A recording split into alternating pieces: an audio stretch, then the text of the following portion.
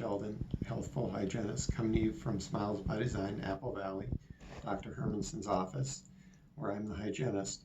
Just want to teach you a few things on the best ways to take care of your teeth on a daily basis and why you want to do that. And what I talk to my patients every day about is the number one reason to take care of your teeth is actually your whole body. And I show them this form here, which shows how the liver releases what's called C-reactive protein if you have infection in your gums. You can get infection in your gums every day if you're not disrupting bacteria. And that not disrupting bacteria causes an infection called gingivitis.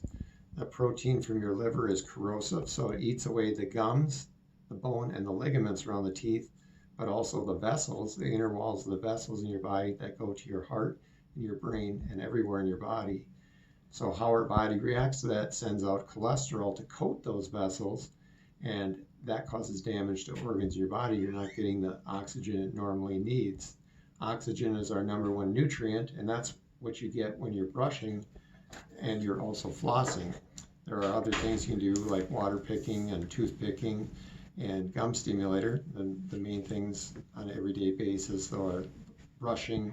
I recommend 3 times a day, brushing 3 to 7 days a week, and twice a day on the other days that you're not doing that. A longer brushing, I feel, has been very beneficial to my patients. I've been teaching that for the last 15 or 16 years.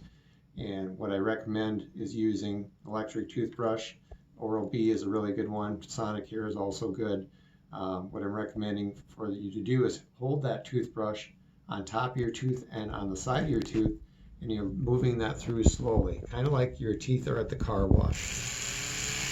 Letting it sit there and then moving it through like this, versus getting out of your car and moving the brush like that in the car wash. You wouldn't do that, and for that reason you wouldn't do it here either. It's going to cause damage to the gums and to the teeth. So letting it do the work as you're moving through slowly. When you get to the lower front teeth, you can tip it more vertically so that it will get to the gum line but not cause damage, and just move it through slowly across there as well. On the inside, you're going to use your right hand to the left side, moving it through slowly, and you'll use your left hand for the right side. Now when you get to the top teeth, I always have my patients close down. Often when they're in the chair, I'll ask them to open, instead of open wide, to close down. They usually open wide. So when you close down, you can get way in the back here. Allows you to get way in the back so you're not causing damage, and you're also getting all the bacteria there. If you are to open wide, it covers the last 2 to 3 teeth in your mouth, and then patients will usually scrub to get back there. So closing down, more effective in getting back there and sweeping away the bacteria and stimulating oxygen. So 3 things that bacteria doesn't like oxygen, doesn't like to be disrupted, and doesn't like saliva. And you get all 3 of those things when you're doing that brushing and also when you're flossing.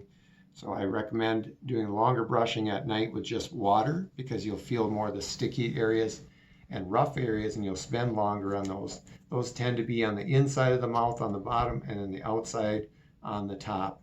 So you spend 2 minutes for each of those areas, and 1 minute on the outside on the bottom, 1 minute on the inside on the top. That's your 6 minutes.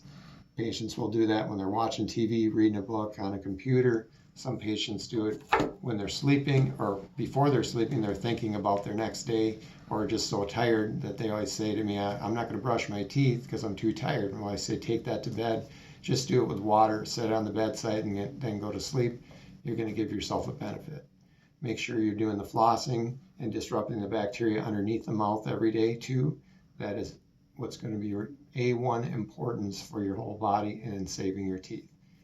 Thank you for listening to me today. This is Sheldon, the Healthful Hygienist. I'll talk to you later.